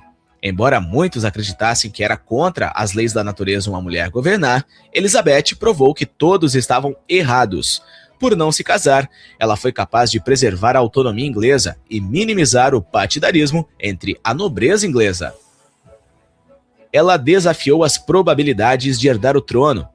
Elizabeth nunca deveria herdar o trono. Ela era a segunda filha de seu pai, oficialmente pelo menos, embora ela tenha nascido legítima em 1533. Sua posição na família real mudou rapidamente quando sua mãe, Ana Bolena, caiu em desgraça e foi decapitada em 1536. Na sequência da eliminação de Henrique e de sua esposa, a própria Elizabeth foi declarada ilegítima e, portanto, improvável que algum dia suceda ao trono. Tornar-se rainha foi empurrado ainda mais para longe quando o filho muito esperado de seu pai nasceu em 1537. Filho de Jane Seymour, Henrique VIII continuou mudando a linha de sucessão, empurrando sua filha ruiva cada vez mais para baixo da linha. Mas quando seu irmão mais novo faleceu em 1553, aos 15 anos, e a coroa foi para sua irmã Maria, Elizabeth foi para a frente da fila pelo trono. O casamento de Maria com Felipe da Espanha não gerou filhos, e durante os anos de turbulência das violentas campanhas antiprotestantes de Maria, Elizabeth foi vista como uma ameaça e brevemente presa na Torre de Londres. Quando Maria faleceu em 1558, Elizabeth finalmente se tornou rainha. Ela teve sucesso porque foi a última herdeira de Henrique VIII viva. Paciência, ao que parece, era uma virtude. Ela, na verdade, incentivou formas de pirataria. A Inglaterra que Elizabeth governou foi uma era de ouro das artes, exploração e pirataria. O principal rival naval da Inglaterra era a Espanha, e os corsários ingleses levavam baldes de mercadorias e dinheiro dos navios espanhóis que viajavam às Américas. A Espanha reclamou amargamente que os chamados corsários ingleses saqueavam seus navios, mas Elizabeth não fez nada para conter as façanhas de homens como Sir Walter Raleigh e Sir Francis Drake. Na verdade, ela recompensava essas conquistas. Ela também encorajou a exploração inglesa do chamado Novo Mundo. Ela enviou Sir Walter Raleigh em várias missões para as Américas para saquear riquezas como os espanhóis fizeram. Embora Raleigh tenha voltado sem ouro, ele trouxe recursos, batatas, tabaco e a ideia da Inglaterra invadindo e colonizando as Américas. Ela tinha um astrólogo particular. Um dos conselheiros de maior confiança de Elizabeth era, na verdade, alguém que acreditava em alquimia e astrologia. John Dee, ou Dr. Dee, como era chamado, era um dos homens de ciência mais respeitados do mundo elizabetano. Ele era um matemático, um cientista, um alquimista e um astrólogo, cujo conselhos Elizabeth procurava rotineiramente. Na verdade, Dee encorajou a política imperial de Elizabeth e foi firme em sua crença de que o futuro da Inglaterra estava no Novo Mundo, da América do Norte. O interesse de Dee pelo ocultismo trouxe personagens interessantes para sua vida. Por anos, ele trabalhou com outro homem, Edward Kelly, em experimentos ocultos. Os dois desenvolveram uma linguagem de comunicação com anjos chamada Enochiano e tentaram invocar espíritos em objetos de cristal. Dee foi provavelmente a inspiração na vida real para o personagem de Próspero em A Tempestade, de William Shakespeare. Dai-me atenção sobre algo que também é um tanto grave. De fato, é interessante notar que, além da heresia judaica e toda sorte de demolição da doutrina que estava se infiltrando, havia um outro perigo satânico mais sutil e talvez propositadamente esquecido dos tradicionais: os hereges anglicanos. É da ilha britânica de onde originaram os grandes satanistas e gnósticos da modernidade. Como já disse, um católico deveria sempre desconfiar de um clero que veio do anglicanismo e principalmente se espalha doutrinas do movimento de Oxford. Um encontro histórico voltou a reunir os líderes máximos da Igreja Católica e da Inglaterra.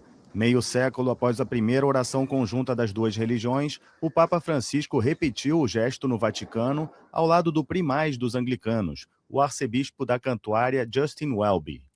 A cerimônia lembra o primeiro encontro do tipo entre o arcebispo Michael Ramsey e o Papa Paulo VI em 1966. Na época, a oração marcou a reaproximação do Vaticano com a Igreja da Inglaterra desde a ruptura com Roma durante o reinado de Henrique VIII no século XVI. A retomada de laços com outros braços do cristianismo tem sido uma prioridade para Francisco a partir do começo do seu pontificado em 2013. Agora, em setembro, o Papa Bento XVI vai beatificar um cardeal.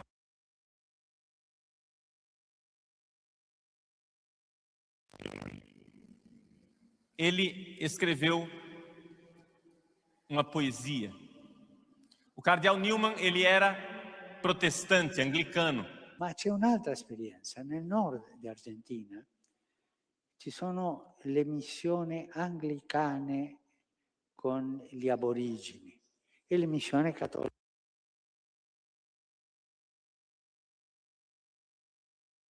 Il vescovo cattolico di là lavorano insieme e insegnano e quando la gente non può andare la domenica alla celebrazione cattolica ne va all'anglicana, l'anglicana va alla cattolica, perché non vogliono passare la domenica senza una celebrazione e lavorano insieme.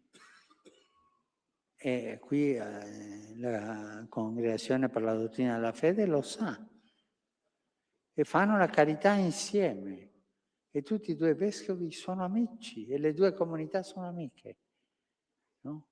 Ma credo che questa è una ricchezza che le nostre chiese giovani possiamo portare all'Europa. Um fato pouco conhecido e pouco comentado na história da igreja, chamado o Movimento de Oxford. O movimento de Oxford aconteceu na Inglaterra por volta de 1830, mais ou menos. Por incrível que pareça, foi um movimento liderado por um pastor anglicano, famoso da época, chamado pastor Klebe. Esse pastor, ele fazia parte do corpo docente da Universidade de Oxford, na Inglaterra. Ele percebeu que estava havendo uma insatisfação de todos os protestantes, todos os anglicanos. Os anglicanos não gostam que se denominem de protestantes, vamos chamá-los anglicanos. Todos os anglicanos do país estavam satisfeitos com a religião anglicana. Por quê? Porque ela tinha se mundanizado, ela tinha se laicizado, ela tinha se tornado uma espécie de ONG que procura mais a fraternidade, a caridade, do que a fé. Ela se tornou como que um escritório do governo da Inglaterra, que cuidava dos pobres. Era uma espécie de teologia da libertação dentro do anglicanismo. E isso revoltou a parte mais viva dos membros daquela religião, aqueles que ainda procuravam alguma espiritualidade, não encontravam. Então um pastor, chamado Kleber, fez um discurso histórico, ano 1830, mais ou menos, e dizendo que a religião estava em decadência, que não era assim, que os homens tinham que procurar Deus, que o fundador, Henrique VIII, devia estar muito triste lá no lugar onde ele se encontrava, não vou falar no céu, porque cabe a Deus julgar isso. Bom, e que ele estava muito triste e que os anglicanos deveriam mudar de vida, porque essa religião tinha se tornado uma religião de política. E aquele discurso percorreu toda a Inglaterra e a ala jovem do anglicanismo se revoltou contra aquilo, e aí nasceu o movimento de Oxford. A ala jovem dos anglicanos se reuniu na Universidade de Oxford, gente de todas as partes, para poder estudar a fundo as origens do cristianismo, para poder dar um sopro de vida na religião anglicana. E aí, os maiores intelectuais do país se reuniam lá 1, 2, 3 vezes por mês. E cada vez que eles se reuniam para estudar, eles descobriam coisas novas. A origem do cristianismo, vamos seguir a origem, a espiritualidade. E quanto mais eles estudavam, menos anglicanos ficavam. E mais católicos eles se descobriam. Por quê? Porque quanto mais se estuda a origem do cristianismo, mais se chega à conclusão que a Igreja Católica é verdadeira. E aí começou a pipocar conversões dentro da Universidade de Oxford. Foram nada mais, nada menos, 300 intelectuais que, depois de muito estudar, para poder provar que a Igreja Anglicana é verdadeira, concluíram que ela é falsa e que a verdadeira é a católica. Entre esses estavam nada mais, nada menos, um padre, John Newman, que depois se tornou cardeal e hoje foi canonizado pela Igreja Católica, John Newman. O patrono dessa nova estrutura do Vaticano na Inglaterra é o cardeal Newman, também convertido do anglicanismo, beatificado pelo Papa Bento XVI em setembro do ano passado. O órgão vai cuidar da catequese dos ex-anglicanos que na Páscoa serão recebidos na Igreja Católica e também cuidar da preparação dos ministros que serão ordenados sacerdotes católicos. A criação do ordinariato é um grande empenho pelo diálogo ecumênico, grande prioridade da Igreja Católica, disse o comunicado da Santa Sé. Benedicto XVI ha firmado la norma canónica que permite la creación de ordinariatos personales para los anglicanos que quieran hacerse católicos. La nueva ley les permite mantener muchas de sus tradiciones. El documento es una constitución apostólica y se llama Anglicanorum Cetibus, es decir, grupos de anglicanos. El Vaticano subraya que con ella no pretende atraer anglicanos a sus filas, sino solo responder a los obispos, sacerdotes y laicos de la Iglesia anglicana que ya han pedido al Papa ser acogidos en la Iglesia católica. A partir de ahora puede haber uno o varios ordinariatos de ex-anglicanos por cada conferencia episcopal. Por ejemplo, habrá uno o varios ordinariatos para Estados Unidos, uno o varios para Canadá o uno o varios para Francia. Los ordinariatos serán creados por la Congregación para la Doctrina de la Fe, el Departamento del Vaticano que estudia las situaciones especiales como la de los sacerdotes anglicanos casados. La principal novedad es que el Papa nombrará ordinario a uno de los 3 candidatos que le proponga el Consejo de Gobierno de cada ordinariato. Los obispos anglicanos casados serán recibidos solo como sacerdotes, pero podrán ser ordinarios, o sea que gobernarán a sus fieles, pero no podrán ordenar sacerdotes u obispos. En cualquier caso, el ordinario tendrá los mismos poderes que los obispos de las diócesis católicas.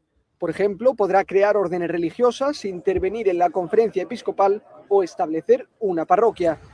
Por norma, le ayudará a gobernar un consejo de gobierno formado por al menos 6 sacerdotes y otro consejo le ayudará a administrar las finanzas. Solo podrán formar parte del ordinariato católicos procedentes de la Iglesia anglicana, quienes deberán manifestar por escrito su voluntad de hacerse católicos. El Vaticano calcula que pasarán algunos meses antes de que se cree el primer ordinariato anglicano. Según cifras oficiales, al menos 50 obispos han pedido ser acogidos en la Iglesia Católica junto con todos sus fieles.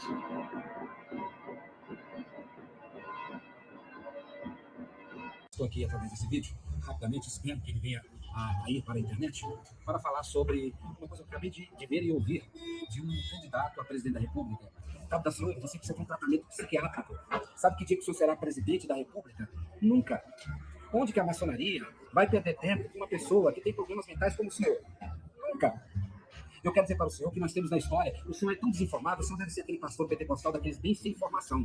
O senhor não tem informação de que o evangelho hoje no Brasil está instalado. Primeiramente, agradecemos a Deus. Segundo, a própria maçonaria. Porque quantas e quantas vezes a maçonaria defendeu pastores, missionários, evangelistas contra as atrocidades da Igreja Católica e daqueles que odiavam os evangelhos. Quantas igrejas evangélicas hoje existem porque elas foram criadas, os seus cultos foram realizados nas dependências de uma loja maçônica? O senhor está mal informado, Cabo da Ciolo. Então o senhor precisa de um tratamento mental. Eu quero dizer para o senhor que, pela graça de Deus, eu, Dom Freitas, sou bispo da Igreja Anglicana Continuante, sou maçom, graças a Deus. Agora, se eu dizer que nós adoramos Satanás, primeiro, o senhor diz que vai acabar com isso, não vai permitir. Você está rasgando a Constituição, Cabo da Sul. A Constituição diz que o país é laico, nós temos liberdade. Se tiver aí numa praça que Satanás é Deus e as pessoas adorarem, nós não podemos falar nada, nós temos que respeitar. Nós temos liberdade. Se tiver aí numa praça que Satanás é Deus e as pessoas adorarem, nós não podemos falar nada, nós temos que respeitar. Hoje, vamos falar sobre uma notícia que chamou a atenção de muitos: a cruz de coroação do rei Charles, que supostamente contém um fragmento da verdadeira cruz de Jesus Cristo.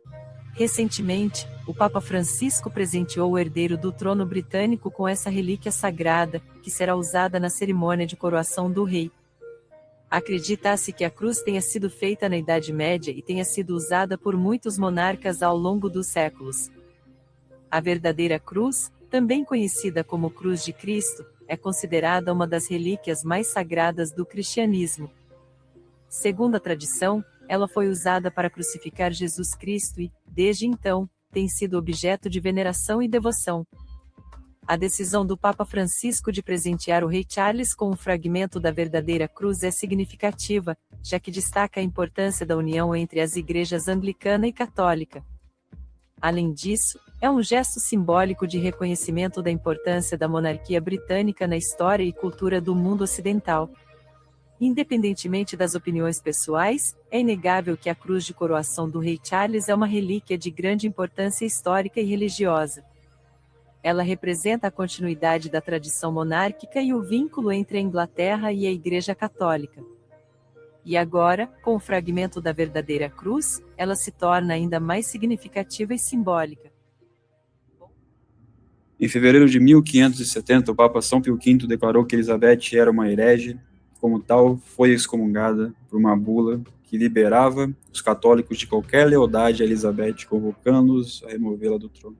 O Papa tentava capitalizar o descontentamento causado pela chegada de Maria, rainha dos escoceses à Inglaterra, bem como a recente rebelião dos condes do norte. Isso era um perigo para o assentamento religioso herético de Elizabeth, e poderia dar forças para uma retomada católica que possivelmente seria apoiada por uma potência estrangeira católica. Na verdade, parte dos ingleses e gauleses preferiram manter o silêncio sobre suas crenças religiosas e permaneceram leais a Elizabeth. Os que eram resistentes foram condenados como traidores.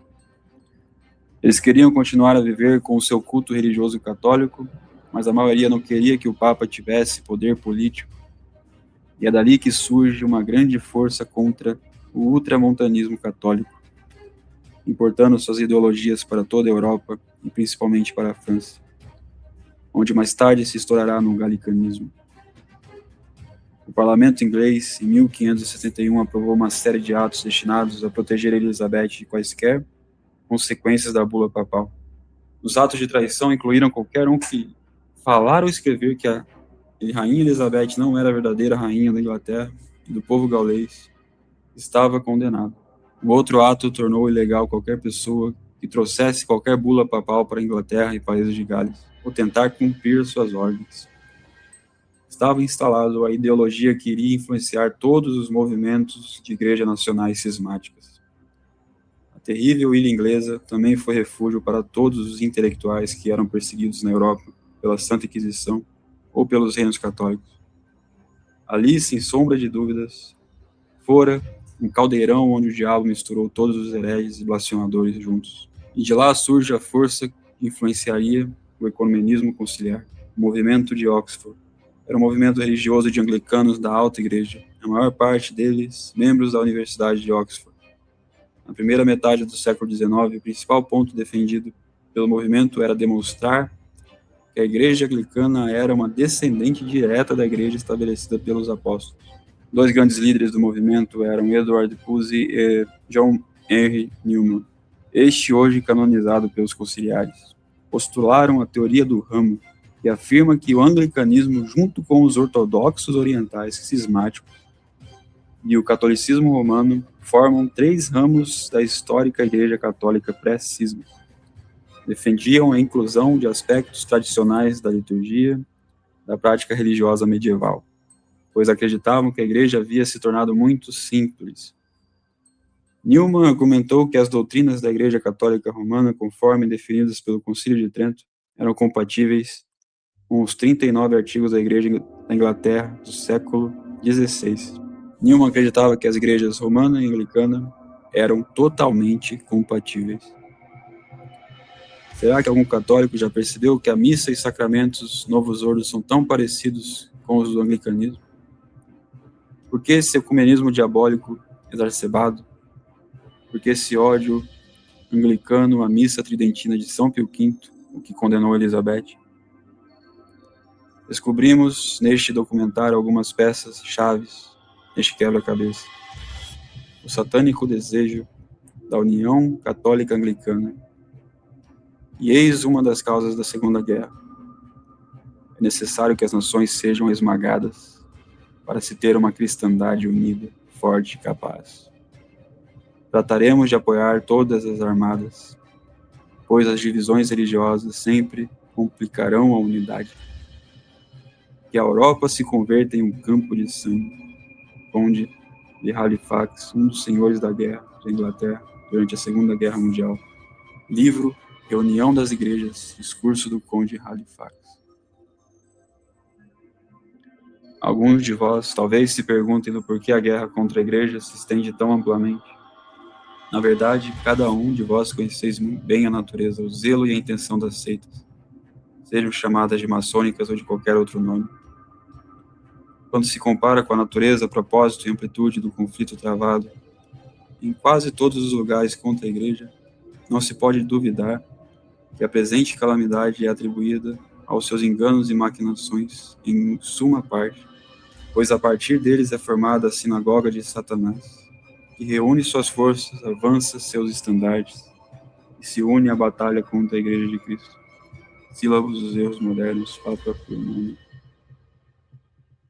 Mas todos esses males culminam na covardia e na preguiça daqueles que, à maneira dos discípulos adormecidos e fugidos, vacilando em sua fé, abandonam miseravelmente a Cristo, quando ele é oprimido pela angústia ou cercado pelos satélites de Satanás. E na perfídia daqueles outros que, seguindo o exemplo do traidor Judas, ou participam da mesa sagrada de forma imprudente e sacrílega, ou vão para o acampamento do inimigo. E assim mesmo, contra a nossa vontade, surge na mente o pensamento de que agora se aproxima aqueles dias dos quais nosso Senhor profetizou.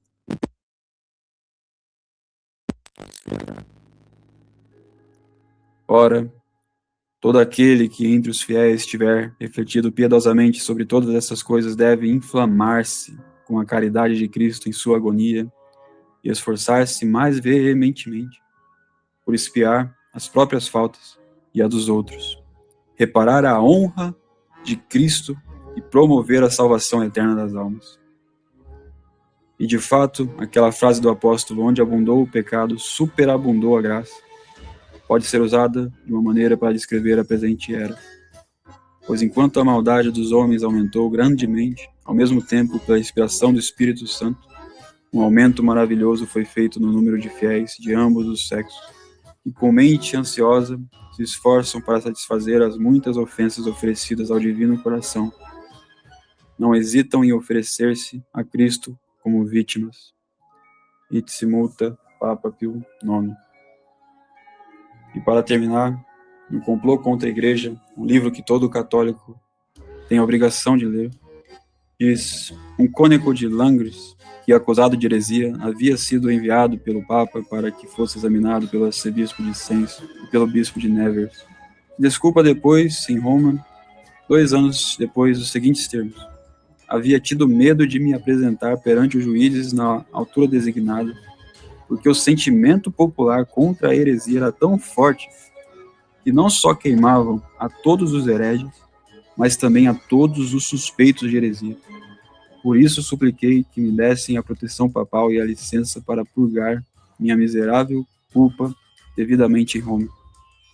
Para a Santa Igreja, era e continua a ser mais perigoso um clero que ajude hipocritamente as heresias ou os movimentos revolucionários anticristãos que um secular, visto que o clero, pela grande autoridade que lhe dá a sua investidura, tem possibilidade de causar maiores danos à causa católica.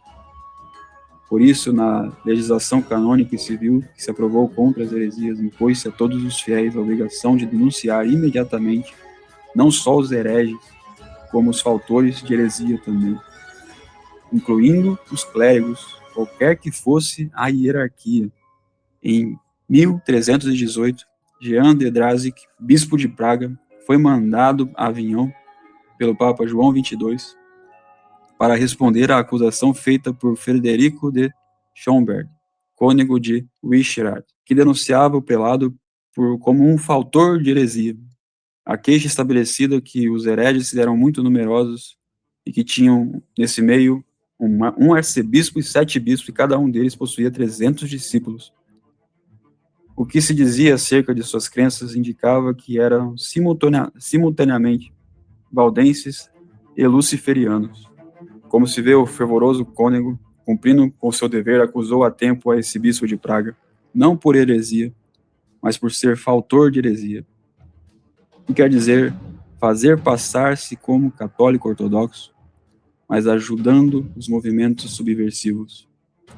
O que fez com que o Papa João XXII, que tanto lutou contra os hereges de todo tipo, mandasse deter o bispo traidor, enviando-o a Avignon para responder à acusação.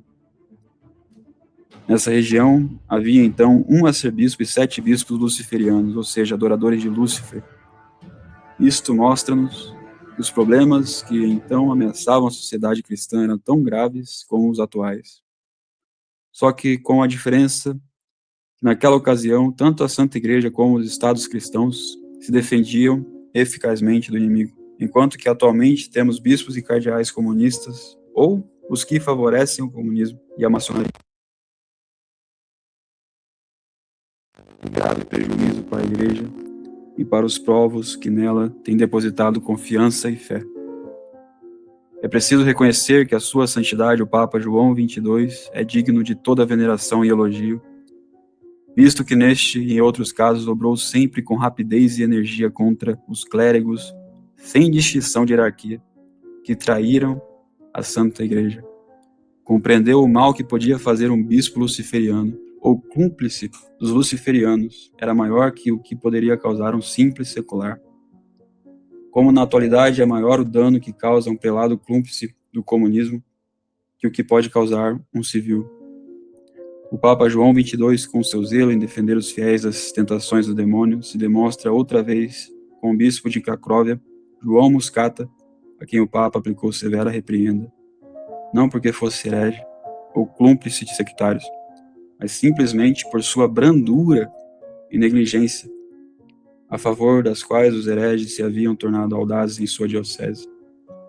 Com esse tipo de papa, a cristandade e a humanidade nunca se teriam visto ameaçadas tão cruelmente pelos desastres que defrontamos agora, e ter-se-ia evitado também tanta perda de almas para a Santa Igreja e tanto derramamento de sangue para os povos cristãos. Os maiores inimigos da Igreja e do povo cristão são os clérigos hereges, principalmente aqueles aparentando-se da ortodoxia católica, ajudam os movimentos subversivos. Deus não condena, pode somente amar. Em síntese, foi o que disse o Papa Francisco na missa celebrada nesta manhã de quinta-feira na Casa Santa Marta. Mas o dom existe. O dom é o amor de Deus, um Deus que não pode separar-se de nós. Deus não condena ninguém.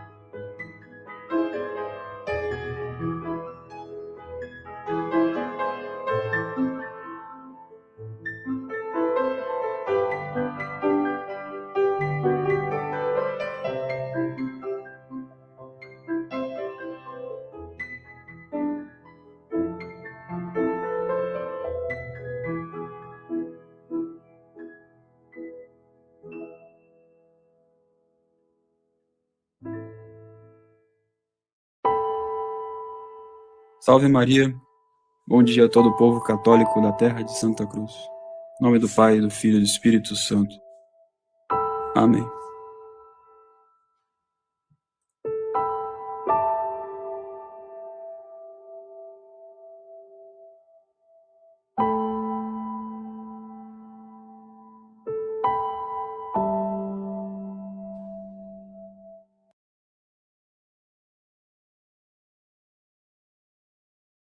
Kyrie eleison, Kyrie eleison, Christe eleison, Christe eleison, Kyrie eleison, Kyrie eleison, Christe audimus, Christe audi nos, Christe exaudi nos, Christe exaudi nos. Pater de celis eus, miserere nobis,